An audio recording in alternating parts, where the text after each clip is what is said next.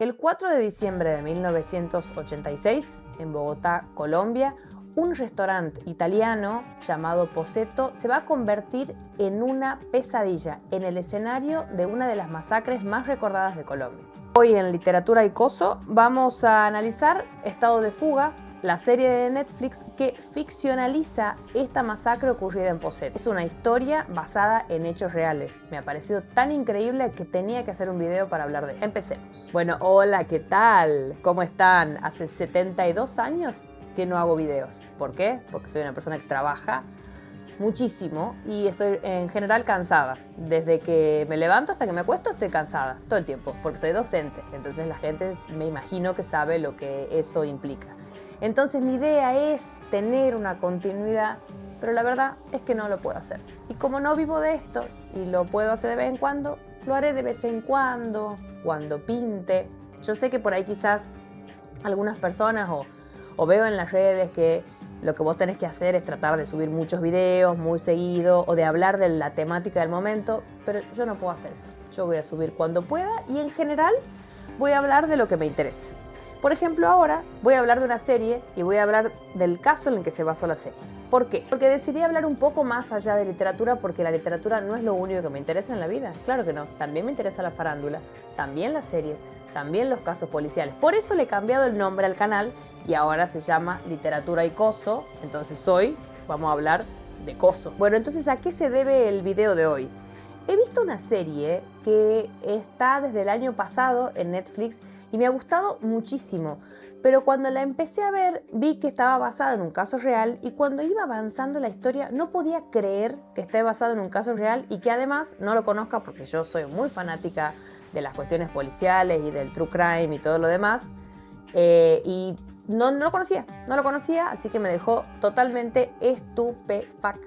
Entonces lo que vamos a hacer es primero hablar un poquito de la serie, hacer alguna recomendación para que ustedes vayan y la vean. No es que digo que acá voy a spoilear o no porque es un caso real, así que bueno, además se basa en la masacre de Posetto, me imagino que se entiende que no es que sea que van a plantar florecillas en un jardín, va a pasar algo malo. Y también vamos a hablar del caso real.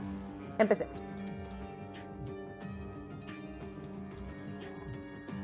Bueno, la serie va a arrancar con la masacre. A partir de ahí va a ir y va a volver en el tiempo. Nos va a ir mostrando con algunos carteles 190 días antes de la masacre, 90 días antes de la masacre, nos va a ir contando en qué momento está situada la historia que nos va contando.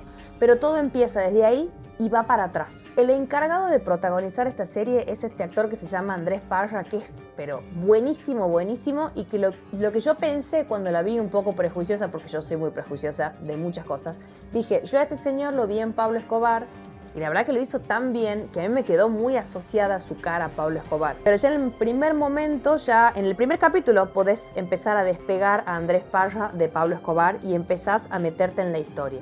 Andrés Parra va a ser de Jeremías Salgado.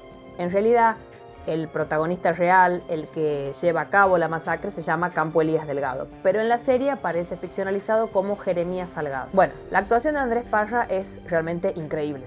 Lo que tiene de bueno es que hay una gradualidad en la oscuridad en toda la serie que arranca bien, arranca con algunas cuestiones medio agresivas, medio violentas, pero va muy despacito, no es brutal desde el principio, va entrando en un loop de locura y de cosa turbia y oscura, pero de una manera muy casi que sin que te des cuenta y de repente pasan cosas muy tremendas. La serie es oscura, es pesada, tiene poca música, yo creo que tiene que ver un poco con darle algún tono un poco asfixiante. Está muy bien hecha toda la parte del mobiliario, de la ciudad, me parece que está muy bien ambientada en la época. Bien, ¿qué vamos a conocer de la serie? En la serie vamos a conocer a Jeremías Salgado, que es un ex veterano de la guerra de Vietnam, que estudia literatura, que vive con su madre, que es muy raro, es muy rarito, que tiene muy pocos amigos, entre esos tiene a un amigo que acá aparece mencionado como León. Ese amigo es un compañero de la facultad. Con ese amigo van a poder hablar de literatura, van a poder intercambiar algunas opiniones y sobre todo van a hablar del Club del Crimen. En el Club del Crimen ellos van a ir tratando de descubrir algunos acontecimientos relacionados con la vida de León, con el pasado de León, con una historia familiar muy turbia y muy pesada que tiene que ver con aprietes, con secuestros. Jeremías Salgado estaba obsesionado con Dr. Jekyll y Mr. Hyde. Esto nos puede decir algo de su personalidad. Es más, en algún momento de la serie no sabes bien si va a pasar algo que vaya por ese lado, si quizás León no existe o quizás Jeremías Salgado no existe o hay algo así medio turbio y después al final te das cuenta bien qué tiene que ver con el libro, con la novela. Él tiene además una teoría que es que Arthur Conan Doyle, el autor de Sherlock Holmes, es en realidad Jack el Destripador y como que tiene una tesis con eso y da y tema con eso y un poco le toman la idea en algunas clases, lo escuchan porque la idea es interesante, pero cuando él ya la lleva a presentarla en estratos más serios, un poco les rechaza porque dicen, está buenísima la idea, pero no tiene asidero científico. Pero como sabemos, él era ex veterano de guerra. Por ende, eso trae algunas problemáticas. También lo muestran como un tipo profundamente misógino, sobre todo arranca como su odio primigenio con su madre, que parece que en el pasado lo había engañado a su papá. Eso había ocasionado, esto en la cabecita de Jeremías, ¿no? Que su papá termine con su propia vida, como que su papá no pudo aguantar la vergüenza de que su esposa lo engañe, entonces termina con su propia vida. Esa es la asociación que hace Jeremías en su cabeza. Por eso él la odia a su mamá. Es muy violento con su mamá, hay una escena muy fuerte de agresión física, realmente la odia. Al principio yo no me daba cuenta incluso que eran madre e hijo. Iba a ser la primera víctima de Jeremías. Bueno, una parte muy importante de la serie, que creo que es por lo que me enganchó, es porque Jeremías con León se conocen en la facultad. Y la facultad que muestran me hizo acordar en algunas cosas a la Facultad de Filosofía y Letras, a algunas clases, a los lugares, a los temas de los que se hablaban, a la biblioteca. Bueno, es una facultad muy linda y se ve que es privada o algo así. Pero me gustó la ambientación, me hizo como recordar algunos tiempos, porque además van a fiestas, es como copada en esa parte, me enganchó mucho. Así que si sos estudiante de letras o ex estudiante de letras, podés ver esta serie que tiene cosas bastante interesantes. Bueno, ellos dos van generando una relación en la que León empieza a ser como una víctima de la manipulación de Jeremías. Jeremías, a través de este club del crimen y a través de esta idea de conseguir recuperar la verdad de la historia familiar de León, empieza a jugar con su cabeza, a tal punto que empieza a incorporar estrategias militares. Hay una escena muy fuerte, pero muy fuerte, en la que ellos van al monte, a la selva, y empiezan como a hacer una caminata y tenían que volver a determinadas horas porque ese día era muy importante para León. Él tenía que presentar una ponencia y tenía a uno de sus profesores, que era como el que lo acompañaba y que realmente había puesto mucha fe en él, confiaba mucho en él. Bueno, obviamente nunca llega porque están en el monte, León se quiere volver, se pierde, le pasa algo horrible o casi le pasa algo horrible porque Jeremías lo salva. No quiero decir mucho porque no sé si se puede hablar de estas cosas en los videos y porque además está bueno que lo vean, para que entiendan la fragilidad emocional en la que estaba León con respecto a Jeremías Salgado. En esta pareja de personajes que aparece se empieza a ver cómo los dos se van hundiendo. León se va hundiendo de una manera que tiene que ver más con conocer su verdad, su historia familiar, con exponerse a su vulnerabilidad y en ese camino buscar también su carrera, lo que él quiere, qué le interesa para su vida, y Jeremías mientras tanto se va hundiendo cada vez más y más en la locura. Ahora, no es de que Jeremías era un copado al principio y después se vuelve loco, desde el principio él es raro, pero la violencia, la agresión y la mirada del actor, porque el actor realmente es increíble, va cambiando mucho. Cuando va finalizando la serie, se va llegando al final del caso y vamos conociendo la historia de León, la historia familiar de León, que es una historia también muy fuerte, de mucha violencia, que tiene que ver, como decía, con secuestros, con agresiones, con aprietes, con cuestiones muy turbias que se ve que en esa época eran comunes en Colombia, no sé si seguirá siendo así. Y además llegamos a la concreción de lo que quería hacer Jeremías. Jeremías, además de estudiar letras, de estudiar literatura y de ser ex veterano, también daba clases de inglés. Entonces su mundito era las clases de inglés, que tenía una alumna de secundario, iba a la casa de esta alumna y esta alumna estaba ella y su mamá. Tenía el edificio en el que vivía junto con su mamá y tenía otras vecinas. En particular había dos vecinas que a él le molestaban mucho porque hacían ruido, porque ponían música, porque a veces iba gente. En realidad el odio de Jeremías es porque eran mujeres básicamente. Y de ahí iba de vez en cuando a un diario. Él se encargaba de hacer los crucigramas de un diario. Al final de la serie vamos a poder ver cómo Jeremías va terminando con todos de manera ordenada. arranca por la madre. ¿Arranca por la madre? No me acuerdo si arranca por la madre o por la estudiante de inglés y por su mamá.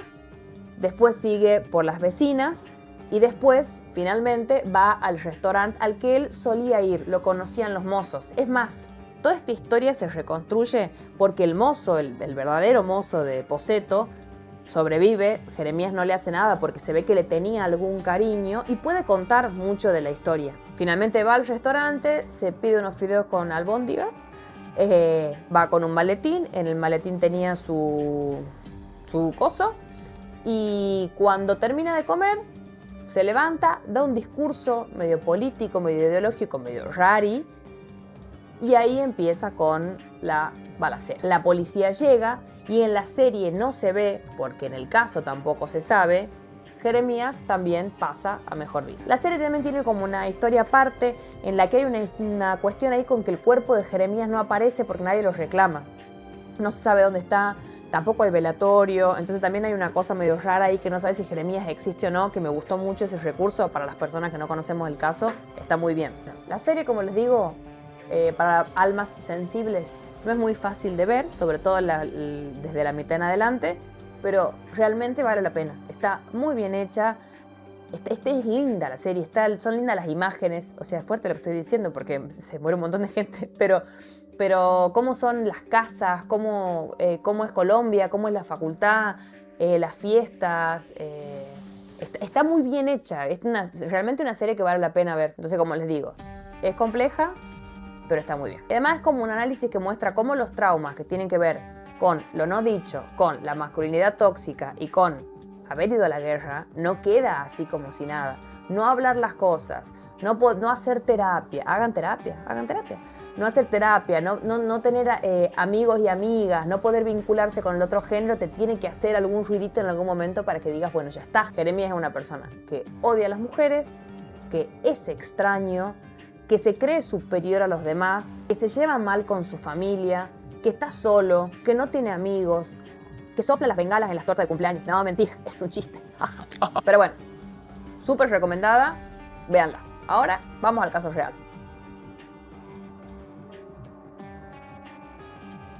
Bueno, antes de pasar al caso real voy a hacer una aclaración. Yo tengo algunas cuestiones que tienen que ver con armar los videos. ¿Qué me pasa a mí con armar los videos? Voy a contar acá. Yo vivo en un lugar muy chiquito. Cuando digo muy chiquito no es, es un departamento de un dormitorio. No. Es muy chiquito.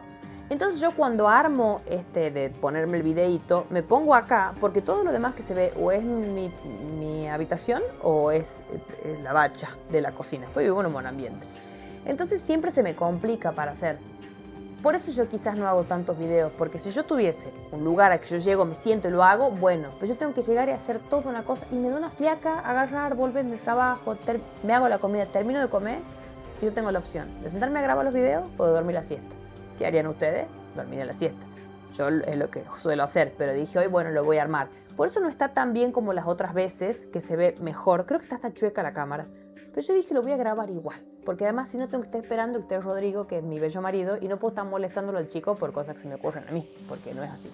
No quería decir eso. Ahora sí pasamos al caso real. Bueno, ahora sí vamos a conocer al Jeremías real. Vamos a conocer a Campo Elías Delgado. Campo Elías Delgado ya venía de una familia con complicaciones. Él vivía con su papá, su mamá y sus hermanos, su papá Elías Delgado y su mamá. Su papá y su mamá tenían una relación, parece, con muchos conflictos. Parece que ella le metía los cuernos desde que eran novios hasta que después estuvieron casados y parece que con la misma persona. Obviamente en esas épocas quizás la mamá de Campo Elías no se quería casar con el papá, pero medio que no le quedó otra. Entonces bueno, está toda esta cuestión de la infidelidad de otra época, de que el padre además se quita la vida. Entonces es una cuestión medio compleja para Campo Elías, que decide, le parece una re buena idea, enrolarse, se dice así, enrolarse en la guerra de Vietnam. Se va a pelear por un país que no es suyo. Él estuvo en la Fuerza Aérea, si no me equivoco. Y bueno, además, cuando vuelve trae los traumas de la guerra, pero trae además muy acrecentado el odio por su madre, porque además se vuelve a vivir con su mamá. No es que se va a vivir a otro lado, se vuelve a vivir ahí con ella Y dicen los vecinos de ellos que la madre empieza a aparecer con muchos moretones, con muchos golpes y ay, no sé dónde me lo hice, no sé qué me pasó, pero que como que todos sospechaban que Campo Elías era violento con su mamá. Además, posta, según lo que estuve investigando, leyendo y viendo, no tenía vínculos con la mujer. Los conocidos además lo describían como alguien que era solitario, que era extremadamente disciplinado y un poco obsesivo con la limpieza. Estaba obsesionado con el extraño caso de Dr. Jekyll y Mr. Hyde, que es realmente un librazo, léanlo, está buenísimo. Él, dicen como que se identificaba un poco con esta dualidad, porque él tenía mucha violencia reprimida y tenía todo el tiempo este temor a que salga, que bueno, termina saliendo, pero tenía como esta dualidad de ser un tipo correcto, pulcro, él sabe inglés, él es muy ordenado, muy limpio, muy disciplinado, pero por otro lado tiene unos deseos de violencia tremendos. Todos estos factores se fueron combinando para que termine en la masacre de Poseto. Cuando llega al restaurante, él ya venía haciendo cosas desde el día anterior. Él había arrancado yendo a la casa de su estudiante, a la que le daba inglés, y termina con la existencia del estudiante y también termina con la existencia de su mamá. Se dice que en esa situación él intenta hacer algo más, intenta antes de terminar con su vida, intenta atacarlas de manera... pero no lo logra. Las mata y se ensaña mucho con su estudiante. Para hacer eso utiliza un cuchillo. Después se va a su casa y ahí termina con la vida de su madre. También de la misma manera, utilizando la misma arma. Le tira la ropa encima, le tira alcohol y le prende fuego. Yo no sé si esto es así, si es primero la madre, después la alumna o al revés, pero bueno, es por ahí cerca, digamos, es en el transcurso de un día y medio. ¿Qué hace? Cuando termina con lo de su mamá, lo que hace es, como se prende fuego todo, él empieza a tocar la puerta de las vecinas para que salgan, para avisar, grita fuego, fuego. Mientras iban saliendo, así como iban saliendo, pum, pum, chao. Él sabía además que estas personas que vivían en el edificio se llevaban bien con su mamá y sobre todo las que eran mujeres, realmente les tenía mucha bronca. Por último, así tal cual como está en la serie, él llega a Poseto, cena, se pide su comida, se pide una cena lujosa, se toma 2 vodkas y en un momento saca su arma y dice como que era un asalto, que le den todo el dinero, una mujer se saca las joyas, él dice que no quería joyas, que quería otra cosa y ahí empieza a disparar. En ese mismo lugar mata a 20 personas. En total en un solo día dejó un saldo de 29 muertos. Campo Elías muere esa misma noche en el restaurante. Las versiones son 2. Una que termina con el fuego cruzado de los policías, lo terminan matando a él, y otra versión es que él termina con su propia vida. Hay un dato que me pareció fundamental y que quería también incorporarlo al video, pero que no llegué con el tiempo por todas las cosas que ya me ven quejando, que es que Mario Mendoza era un compañero de la facultad de Campo Elías. Él escribe un libro que se llama Satanás, en el que cuenta todos estos sucesos. Quizás lo deje para más adelante y lo analice en algún momento. Pero quizás hay un paralelismo de Mario Mendoza con León, el personaje de la serie.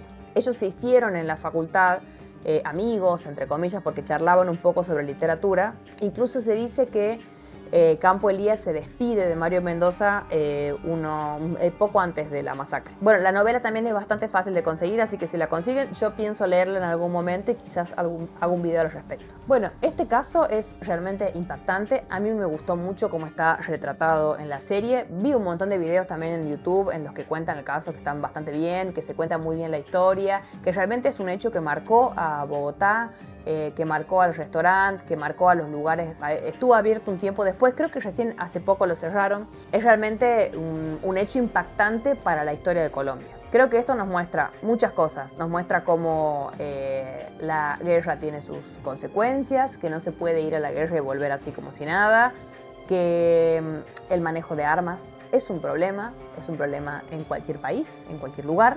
Es preferible no hacerlo. Y que la misoginia también es un problemita fuerte que estamos teniendo, porque la mayoría de las víctimas de este señor fueron mujeres. Espero que les haya gustado el video, que vayan y que vean la serie, porque la verdad la serie está, pero zarpada. Y que lean el libro y me comenten acá abajo si es que lo leyeron ya, si lo conocen, si, no sé, si tenían idea de este caso, si les gustó que hable de esto, si les parece que quizás la imagen de las bananas ahí atrás no da, son cosas que pasan. Y bueno, nos vemos en el próximo video, que será, no sé cuándo, cuando deje de trabajar será. Chao. Chao.